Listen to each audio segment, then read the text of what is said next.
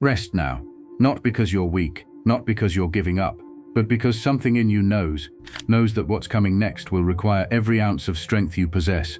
If you've been feeling the overwhelming urge to withdraw, to cancel plans, to spend hours doing nothing, this isn't laziness. Carl Jung spent decades studying this exact phenomenon, and what he discovered will completely change how you see the exhaustion you're feeling right now. This rest you're craving, it's not optional, it's preparation. Your psyche is getting ready for a phase of transformation so intense, so complete, that it needs you still, quiet and receptive before it begins. And if you fight this rest, if you push through it, if you force yourself to keep performing and producing and showing up, you won't just exhaust yourself, you'll miss the most critical preparation period of your entire life. Because what's coming isn't another challenge you can just power through, it's a complete reorganization of who you are. And that kind of transformation doesn't happen to people who are running on fumes, it happens to people who stopped, who rested, who gave their psyche the space it needed to build something entirely new. I'm going to show you 3 unmistakable signs that prove you're in this preparation phase right now. 3 patterns that reveal why your body is demanding rest, and what that rest is actually preparing you for. And if even one of these resonates with you, everything you're experiencing, the heaviness, the withdrawal, the sense that you're operating in slow motion, it all has a purpose. But first, you need to understand what Jung discovered about rest that nobody talks about. Rest isn't passive, rest isn't doing nothing. Rest is one of the most active psychological processes you can engage in, and during certain phases of life, it's absolutely mandatory. Jung called these mandatory rest periods the fallow season, like agricultural land that needs to lie unused for a season to restore its fertility. The human psyche needs periods of dormancy to restore its creative power. But here's what makes this so difficult to accept. We live in a culture that worships productivity, that measures your worth by your output, that treats rest as laziness and stillness as stagnation. So when your psyche demands this fallow season, when it pulls all your energy inward and leaves you with nothing for the external world, you feel guilty, you feel broken, you think something's wrong with you. But Jung would tell you nothing is wrong, everything is right. Your psyche is doing exactly what it needs to do. It's composting everything you've been through, every experience, every emotion, every piece of knowledge you've accumulated, breaking it all down so it can be reconstructed into something new. And that process requires enormous energy that can't be split between inner work and outer performance. So your psyche makes a choice. It prioritizes the inner work, and it takes the energy from everything else. This is why you can barely function right now, why simple tasks feel impossible, why you have no energy for socializing or pursuing goals or maintaining your usual routines. It's not depression, it's not burnout, it's intentional energy reallocation. Your psyche is using every bit of available energy to prepare you for what comes next. Jung documented this pattern across hundreds of patients, people who entered profound rest states right before major life transformations, artists who couldn't create for months before their most important work emerged, leaders who withdrew from public life before their most influential period, spiritual seekers who went through extended dark nights before their awakening. And every single time, the pattern was the same. The rest came first, the withdrawal came first, the seeming stagnation came first. And then, after that fallow period completed, something extraordinary emerged, something that couldn't have existed without that preparation. So if you're in this rest phase right now, if you're feeling the weight of it, you need to understand what's actually happening. And you need to recognize the 3 signs that prove this isn't just ordinary tiredness. This is sacred preparation. Sign number 1. Sleep doesn't restore you anymore. This is the first and most confusing sign. You're sleeping more than usual, maybe 8, 9, 10 hours a night, maybe napping during the day, but you still wake up exhausted, still feel drained, still can't shake this bone-deep tiredness, no matter how much rest you get. And this terrifies most people. They think something's physically wrong, they get their blood tested, check their thyroid, look for medical explanations, but the tests come back normal, everything's fine, except it's not fine, because the exhaustion is real. Jung would tell you this is psychic exhaustion, not physical. Your body is fine, but your psyche is working overtime. And psychic work is just as draining as physical work. More draining actually, because you can't see it, can't measure it, can't point to tangible results. The exhaustion you're feeling right now isn't from doing too much, it's from becoming too much. Your psyche is expanding, growing, reorganizing itself at a fundamental level, and that process is incredibly energy intensive. Think about it like this. When a caterpillar enters the cocoon, it doesn't just rest, it completely dissolves. Its entire body breaks down into primordial soup, and then, from that soup, a butterfly forms. that dissolution and reformation, that requires massive amounts of energy. And the caterpillar doesn't stay active during this process. It goes completely still, completely dormant, because movement would interrupt the transformation. This is what's happening to you right now. You're in the cocoon. Parts of your identity are dissolving. Parts of your worldview are breaking down. Parts of your personality are being reorganized. And all of that is happening beneath your conscious awareness. While you sleep, while you rest, while you lie on the couch feeling like you should be doing something productive, but you shouldn't be doing anything. You should be exactly where you are, letting the transformation happen. Jung had a patient who described this perfectly. She said it felt like she was pregnant, not physically, but psychologically, like something was growing inside her that required all her energy. And she was right. Jung recognized that she was gestating a new version of herself. And gestation requires rest, requires stillness, requires the body and psyche to turn inward and focus all resources on what's forming. This is why sleep doesn't restore you right now. Because sleep isn't just for physical restoration anymore. It's become the workspace where your psyche does its most important labor. The dreams you're having, the processing happening beneath your awareness, the dissolution and reformation occurring in your unconscious, all of that is happening while you sleep. And it's exhausting work. So when you wake up tired, it's not because sleep failed, it's because sleep succeeded. It gave your psyche the space to do what it needed to do, and the tiredness is proof that the work is happening. But here's what you need to understand. This won't last forever. Jung found that these rest phases have a natural duration. Your psyche knows how long it needs, and when the preparation is complete, when the transformation has progressed far enough, the energy will return, suddenly, dramatically, like a switch flipping. You'll wake up one morning and feel alive again, clear again, ready again. But if you fight this rest phase, if you force yourself to perform before the preparation is complete, you'll interrupt the process, you'll abort the transformation, and you'll end up exhausted anyway, but without the benefit of what that exhaustion was building toward. So rest, really rest. Stop apologizing for it, stop feeling guilty about it, stop trying to push through it. Your psyche is demanding this for a reason, and that reason brings us to the second sign, the one that shows you exactly what this rest is preparing you for. Sign number 2, you're losing interest in your own life. This sign is disturbing because it doesn't feel like natural evolution, it feels like disconnection. You look at your daily routines and feel nothing. The goals you were pursuing, meaningless. The relationships you were maintaining, empty. The version of yourself you've been presenting to the world, exhausting. It's as if someone reached into your chest and turned down the volume on everything that used to matter, and you can't turn it back up. You can't fake caring anymore. You can't force yourself to be invested in things that feel hollow. Most people, when this happens, panic. They think they're becoming depressed, losing themselves, falling into apathy. But Jung would tell you something completely different. He'd say your psyche is withdrawing its energy from an old life, so it can invest that energy in building a new one. Think about it financially. You can't invest in a new venture if all your capital is tied up in the old one. You have to divest, pull your resources out, let the old investments liquidate. And that's what's happening psychologically right now. Your psyche is divesting from the life you've been living, not because that life was wrong or bad, but because it's complete. It's served its purpose. It's taught you what it needed to teach you. And now it's time for something new. But the new can't emerge until the old releases its grip. Jung called this process psychic death. And it's exactly as uncomfortable as it sounds, because when you stop caring about your current life but haven't yet discovered your next life, you exist in limbo, in void, in the terrible space between who you were and who you're becoming.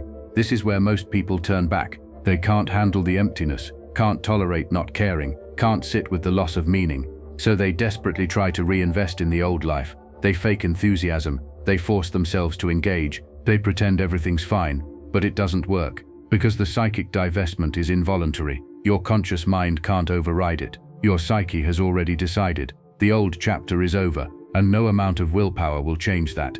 Let me tell you about one of Jung's most powerful cases. A man came to him completely lost. He'd been a successful businessman for 20 years, built a company from nothing, achieved everything he'd set out to achieve. And then one day he woke up and didn't care anymore, couldn't make himself care, went through the motions for months, pretending, performing, dying inside. He thought he was having a breakdown, but Jung recognized what was actually happening. This man's psyche had completed the businessman chapter. It had extracted all the growth available from that identity, and now it was ready for something else.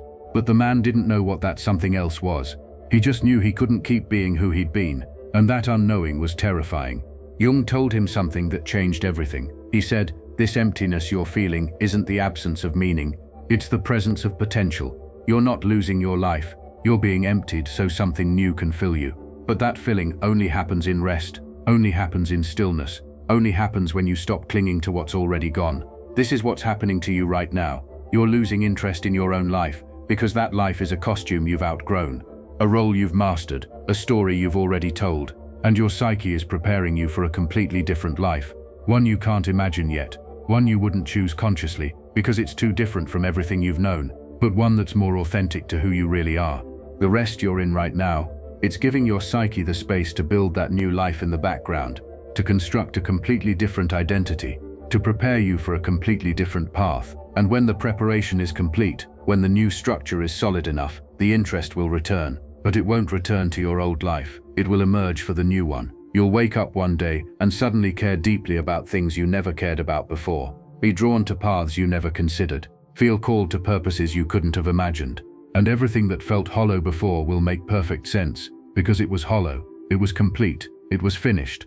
And this rest period, this loss of interest, was the necessary transition between what was and what will be. But you have to let the old life die completely. You have to stop trying to resurrect it. Stop trying to care about things your psyche has already released, because clinging to the old delays the new. And that brings us to the third sign, the final pattern that reveals exactly what this rest is building toward. Sign number 3, you feel invisible. This is the strangest and most isolating sign. It's like you've become a ghost in your own life. People look through you. Conversations happen around you but don't include you. Invitations stop coming. Your presence doesn't seem to register. And it's not that you're being actively excluded. It's more subtle than that. It's like you've faded, like your social footprint has shrunk, like the world has decided you're not there anymore. Most people experience this as rejection. They think they've done something wrong, that people don't like them anymore, that they're being abandoned. But Jung would tell you something completely different. He'd say you're not being rejected, you're being released. Your psyche is creating distance between you and your old social matrix. Because the person you're becoming won't fit in those relationships anymore, won't resonate with those dynamics, won't play the roles you've been playing. Think about it like this. Every relationship you have is based on a particular version of you. The you who shows up in that relationship, the you who performs certain roles, the you who meets certain expectations. But if that version of you is dying, if that identity is dissolving, those relationships can't sustain themselves. They're built on a foundation that's crumbling. So your psyche does something radical. It makes you invisible, not literally, but energetically. It withdraws your presence from relationships that won't survive your transformation. It creates space between you and people who knew the old you. It protects the emerging new you from being pulled back into old patterns. And this feels like loneliness, like isolation, like nobody cares. But it's not abandonment, it's incubation. Jung found this pattern in every major transformation he studied. Before the emergence of a new self, there was always a period of social withdrawal, sometimes voluntary, sometimes involuntary, but always necessary, because transformation requires solitude. It requires disconnection from the expectations and projections of others. It requires you to be alone with who you're becoming, without the interference of who people think you are.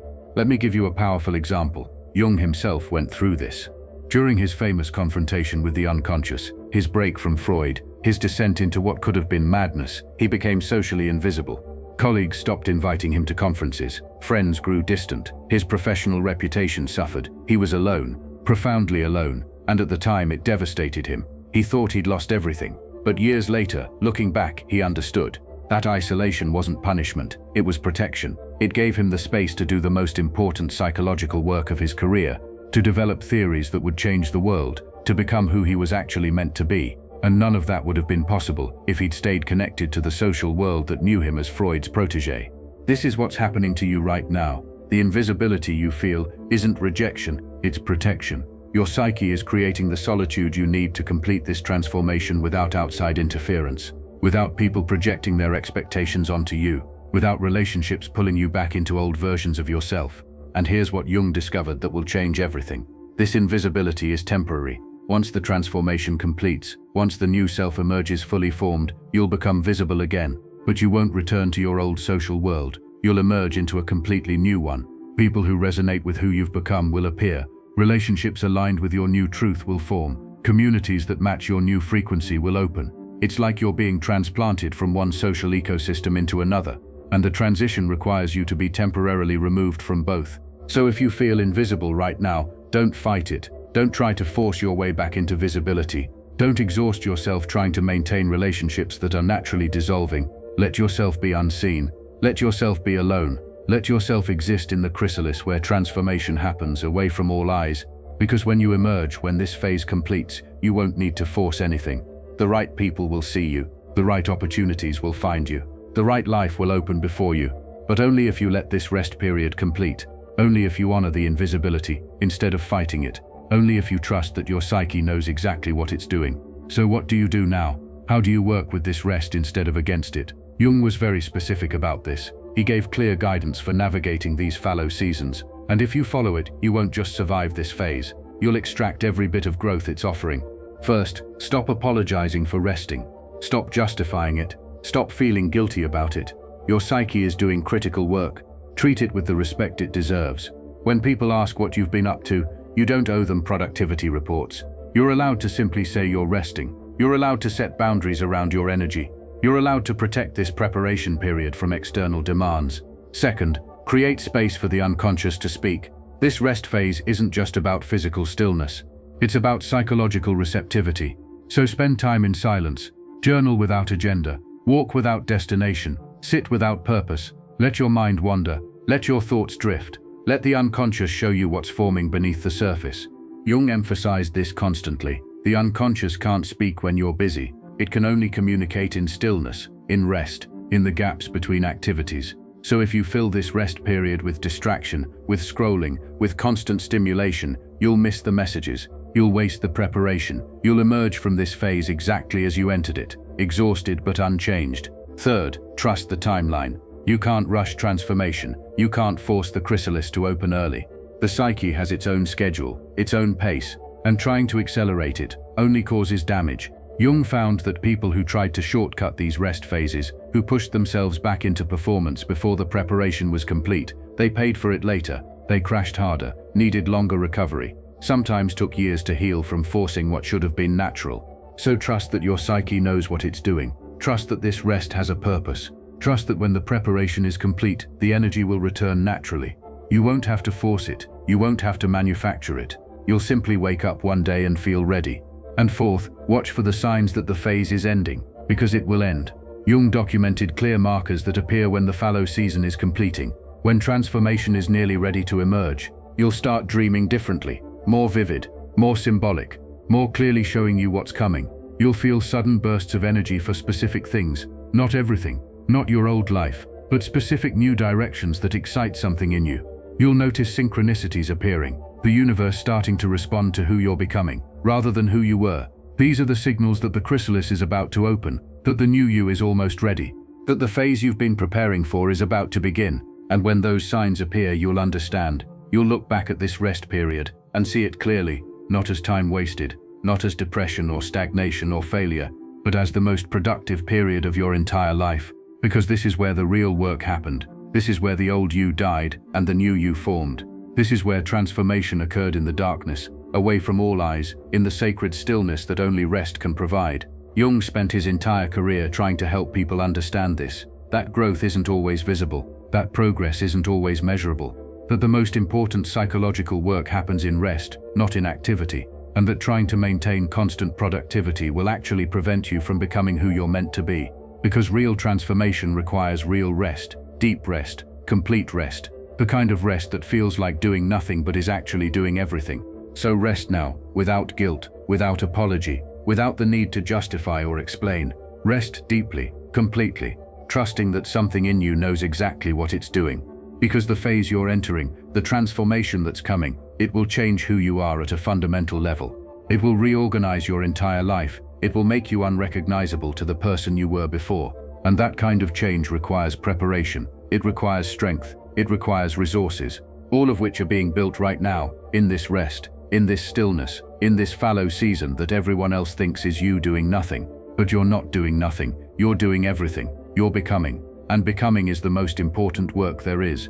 If you're still watching, if you've made it this far, that means you're in this phase. You needed to hear this. You needed permission to rest. You needed confirmation that what you're experiencing isn't weakness but preparation.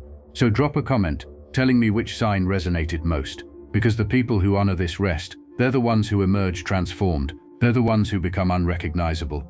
They're the ones who step into lives they couldn't have imagined from where they're sitting now. Your rest is sacred. Your preparation is purposeful. Your transformation is coming. Trust the process. Honor the stillness. And rest now, because what's coming next will require everything you are. Until next time, rest deeply and become completely.